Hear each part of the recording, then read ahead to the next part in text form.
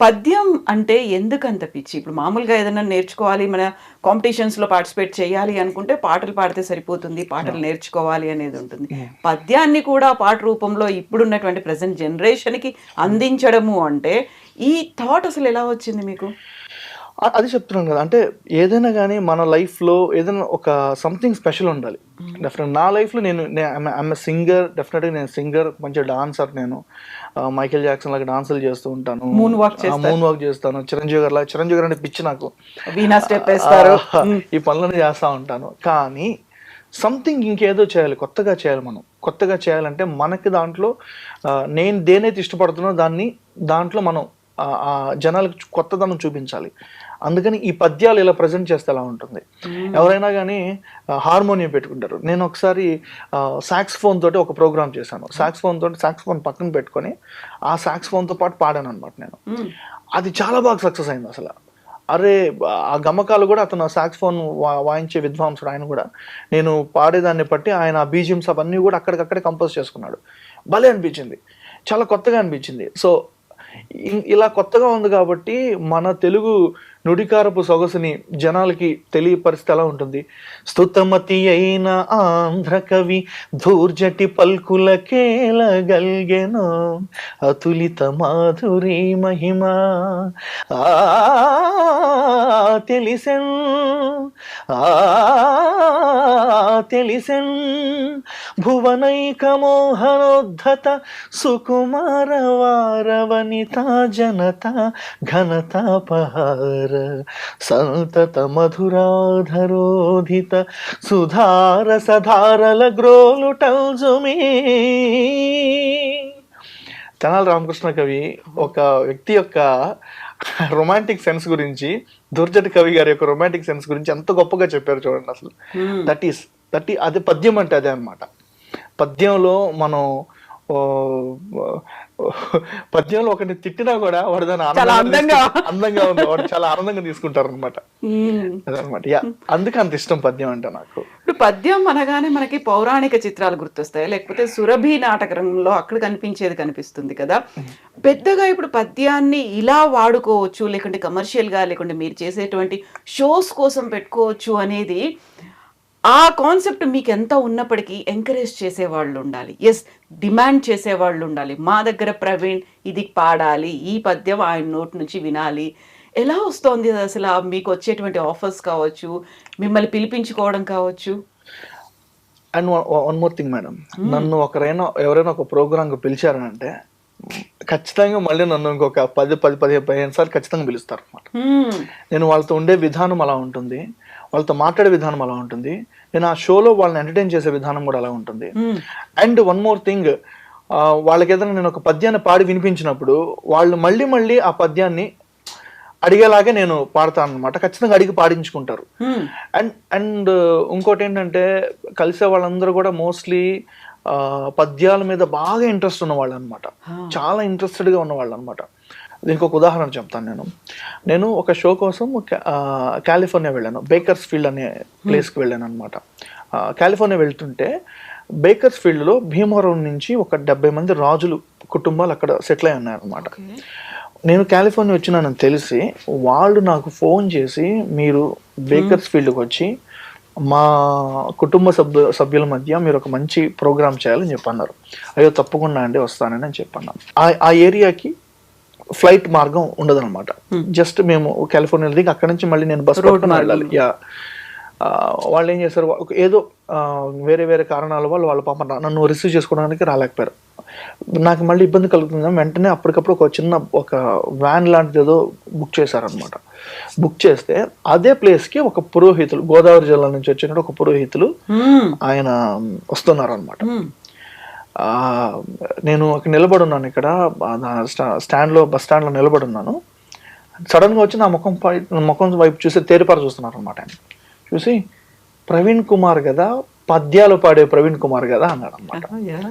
అవునండి అని చెప్పి నాకు అంటే చాలా కొత్తగా, ఐ మీన్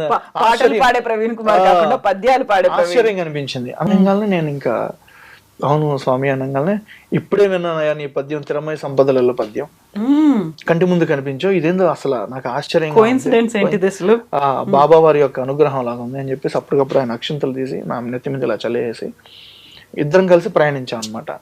3 అవర్స్ పట్టింది అనమాట.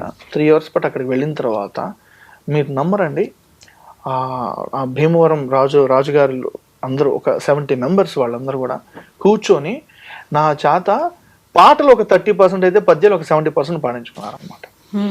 అంత ఇష్టంగా పద్యాలని అభిమానించే వాళ్ళు ఉన్నారు. ఇంకా ఎక్కడికి పోలేదు. మనం సరైన పద్ధతిలో ఆ పద్యాన్ని భావాత్మకంగా పాడి వినిపించగలగాలి, కర్ణానికి ఇంపుగా పాడి వినిపించగలగాలి అనమాట. నేను కొంతమంది కూడా చెప్తూ ఉంటారు ఏంటంటే పాట పద్యం మాకు అర్థం కావడం లేదండి, హార్మోనియం సౌండ్ ఎక్కువైపోతుంది అని చాలా మంది చెప్తూ ఉంటారు. సో మోస్ట్లీ అటువంటి వాటికి నేను దూరంగా ఉండి పద్యాన్ని భావాత్మకంగా, పద్యం యొక్క భావం అర్థమయ్యేలాగా పద్యాలు పాడుతూ ఉండడం వల్ల వాళ్ళకి ఇంకా దాని మీద ఇంట్రెస్ట్ కలుగుతుందని నేను అనుకుంటున్నాను అనమాట.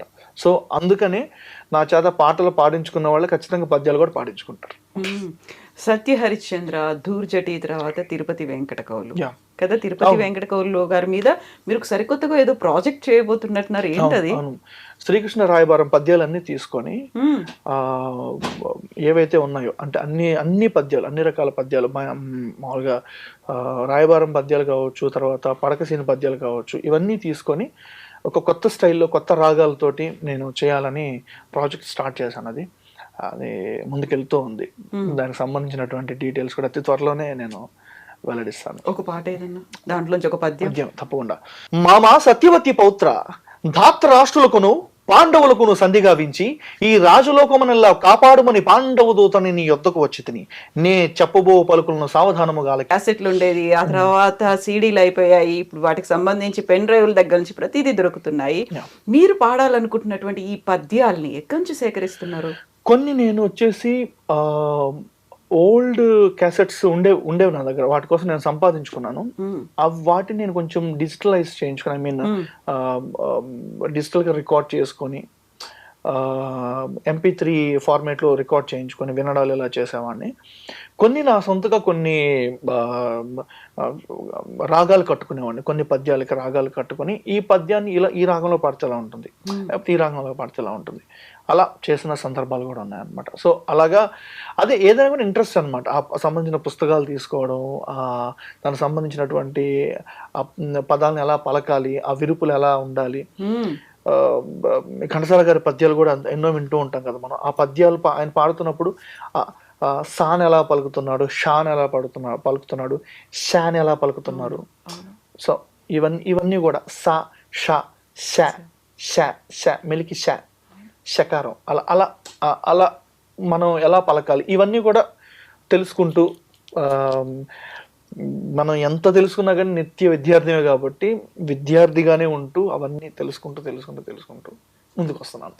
సో విద్యార్థి అన్నారు కాబట్టి అసలు ఎక్కడ నేర్చుకున్నారు మీరు ఇవన్నీ? మ్యూజిక్ కావచ్చు, పద్యాలు కావచ్చు. నేనైతే ఏం నేర్చుకోలేదు. నాకు అన్నమయ్య సినిమా రిలీజ్ అయినప్పుడు ఐఎమ్ స్టడీయింగ్ సెకండ్ క్లాస్ చదువుతున్నాను. ఆ టైంలో నేను ఫస్ట్ నేర్చుకున్న పాట అదివో అల్లదివో శ్రీహరివాసము, ఈ పాట. ఇంకా మళ్ళీ చెప్తానంటే మళ్ళీ పెద్ద అయిన బాలుగారి టాపిక్ వస్తుంది. ఇంత బాగా పాడేవాళ్ళు ఎవరు, ఇంత అద్భుతంగా ఇంత తీయగా పాడేటువంటి గాయకుడు ఎవరు నాకు తెలుసుకోవాలని చెప్పి మా ఫాదర్ని అడిగితే మా ఫాదర్ చెప్పారు. మా నాన్నగారి పేరు కొప్పోలు శ్రీరాములు గారు. ఆయన డాక్టర్తో పాటు ఇటువంటి లలిత కళల పట్ల చాలా ఇంట్రెస్ట్, ప్రేమ ఉన్న వ్యక్తి, పాడుతుంటారు సరదాగా. ఆయన చెప్పారనమాట, అరే నువ్వు బాగా అభిమానించే వ్యక్తి బాలసుబ్రహ్మణ్యం నాకు ఆయన ఉన్నారు, పాడుతోదిగా వస్తుంది. అప్పుడు ఓల్డ్ పాడుతోదిగా వచ్చేదన్నమాట.